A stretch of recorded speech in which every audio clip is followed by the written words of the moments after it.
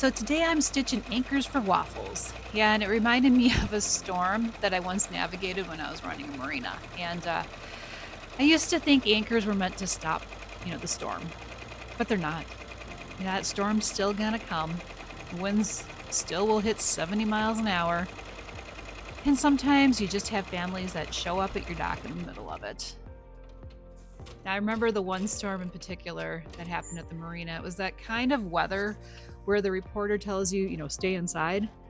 And we had a 25-foot pontoon that came in out of nowhere. And on board it was mom and dad and two kids under 5, and they looked stressed, as they should. They're in a 70-mile-an-hour wind coming into our dock.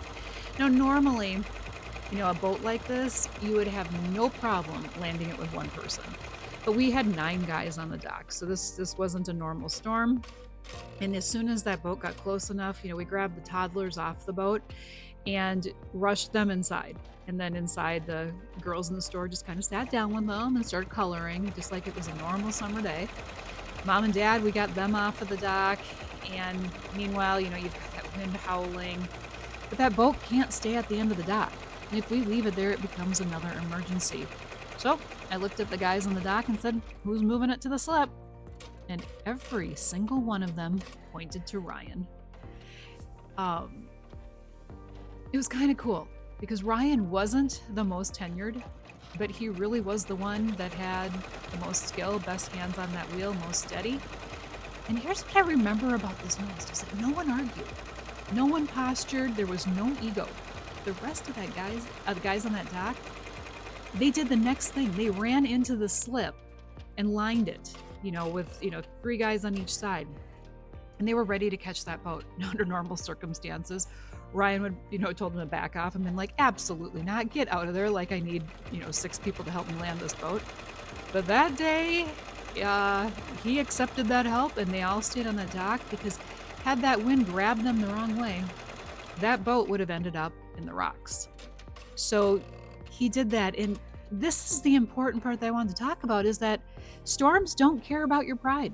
They don't care about how skilled you are. They're testing your steadiness. They're testing your team. And Ryan that day, he brought that boat in perfectly. It is amazing. It still gives me chills to think about it. And it's not because he didn't accept help. It's because he did accept help. And anchors don't stop the storm. The wind didn't magically calm down, but everybody knew their role. Everybody worked for the same outcome, and no one let their ego turn one emergency into 2. And that's the thing to remember is that storms will happen. Believe me, the goal isn't to stop the storm. It's to seek the best outcome, the safest landing, and basically to work together to make it happen. Because anchors aren't there to stop the storm. They're there to help you weather it. Now, I'm Roxanne from Pancake and Waffles, and sometimes anchors are stitched long after the storm. So if you guys can go ahead and like and subscribe, come back again, and thank you.